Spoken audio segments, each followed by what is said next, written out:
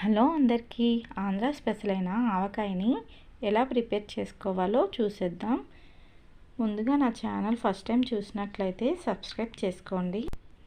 ఈ ఆవకాయ కోసం బాగా పుల్లగా ఉన్న మామిడికాయని తీసుకోవాలి. దీన్ని బాగా క్లీన్ చేసుకొని ముక్కలు కొట్టించేసుకోవాలి. ఇప్పుడు ఈ గిన్నెతోని కొలుచుకుంటున్నాను నేను. ఈ గిన్నెతో నాకు 4 కప్పులు ముక్కలు అయితే వచ్చాయి. ఇలా మనం గిన్నె కొలతతో చేసుకుంటే ఆవకాయ చాలా పర్ఫెక్ట్గా వస్తుంది. ఈ ముక్కలకి ముందుకు పసుపు వేసుకొని అలాగే కొంచెం ఆయిల్ వేసుకొని ఈ ముక్కల్ని పసుపు ఆయిల్లో బాగా కలపాలి. ఇలా కలపడం వల్ల ముక్క తొందరగా మెత్తబడకుండా ఏడాది పాటు గట్టిగా ఉంటుంది. ఇప్పుడు ఈ ముక్కల్ని పక్కన పెట్టుకుందాం. ఇప్పుడు వేరొక గిన్నెలో కారంని తీసుకుంటున్నాను. ఇది 1/4 కప్పు కారము, అలాగే 1/2 కప్పు ఉప్పుని తీసుకుంటున్నాను, అలాగే 1/2 కప్పు ఆవాల పొడిని, అలాగే 2 స్పూన్లు మెంతులని కూడా వేసేసాను. ఈ పౌడర్ అంతా కూడా బాగా కలిసేటట్టుగా కలుపుకోవాలి. కల్లుప్పుని తీసుకొని మిక్సీ పట్టి పౌడర్గా చేసుకొని వాడాను నేను ఇందులోని. ఇదంతా బాగా కలిపేసుకున్నాను కదా. ఇప్పుడు ఈ ముక్కలకి వెల్లుల్లిపాయలు వేస్తున్నాను. మీకు కావాలంటే ఇంకా ఎక్కువ తీసుకోవచ్చు.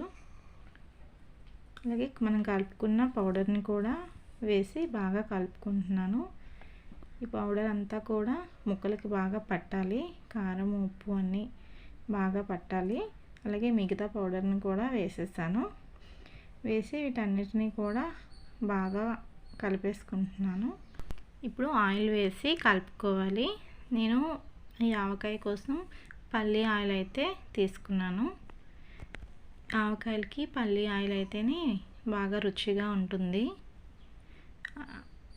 ముక్క కూడా నల్లబడకుండా ఉంటుంది. బాగా ముక్కలకి ఆయిల్, ఉప్పు, కారం, ఆవు పొడి అంతా బాగా కలిసేటట్టుగా కలుపుకుంటున్నాను. ఈ ఆవకాయ కోసం 1/2 లీటర్ ఆయిల్ అయితే పడింది.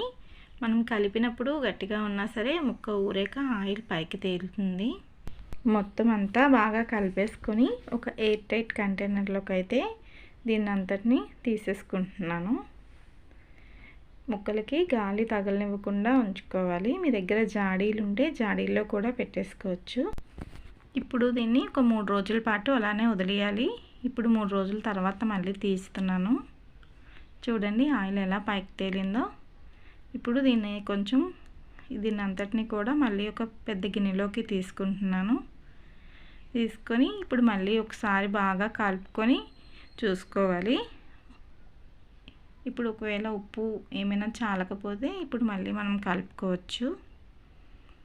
నాకైతే కరెక్ట్గానే సరిపోయింది ఉప్పు అంతా కూడాను. బాగా కలిపేసుకొని ఒక చిన్న జాడీలోకి అయితే తీసుకుంటున్నాను. మిగతాదంతా కూడా మళ్ళీ పెద్ద కంటైనర్లో వేసేసుకున్నాను. ఈ ఆవకాయకి అసలు తడి తగలకుండా చూసుకోవాలి. తడి తగిలితే మాత్రం ఆవకాయ పాడవుతుంది.